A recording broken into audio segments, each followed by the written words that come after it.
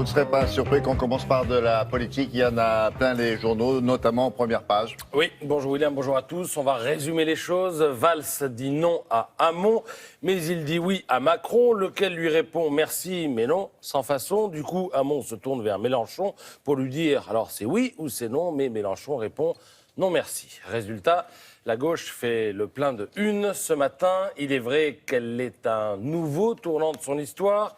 Tout le monde est à peu près d'accord pour dire que le Parti socialiste, tel que l'avait conçu François Mitterrand au congrès d'Épinay, est mort hier. Je vous cite Cécile Cornudet dans Les Échos.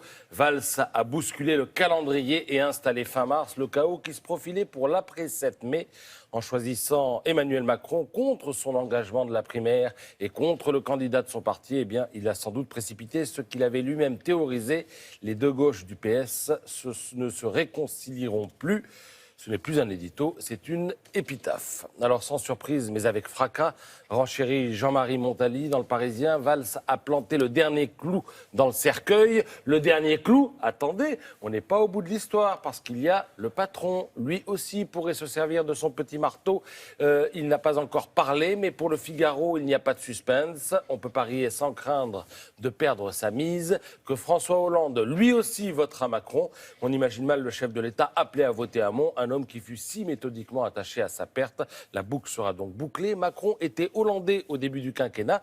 Hollande devient macroniste à la fin, écrit Paul-Henri Dulimbert, pour qui c'est la preuve que la démarche de Macron est une artificieuse entreprise de recyclage. Alors, vous avez sans doute remarqué qu'à gauche, Valls ne s'est pas fait que des amis. Depuis hier, c'est la foire au nom d'oiseau, Monsieur Déloyal, titre d'ailleurs Libération, où Laurent Geoffrin en remet une couche en regrettant que l'apôtre d'une gauche qui pense le réel soit devenu l'homme d'une gauche qui prend le vent, girouette parmi les girouettes et fossoyeur de la parole donnée. Tout cela étant posé, eh bien, on est en droit de se demander à quoi joue Manuel Valls. Ça ne vous a pas échappé. Son ralliement a été accueilli par Macron avec ce qu'on pourrait appeler un enthousiasme polaire. D'ailleurs, ce matin, dans l'opinion, un proche de Macron dit grosso modo, oui, bon, ben, bof, voilà quoi, Valls, ce n'est qu'une voix de plus pour nous. D'où la question, Valls quitte Hamon et se fait plus ou moins jeter par Macron. Où va-t-il? Qu'a-t-il en tête? Quel atterrissage envisage-t-il?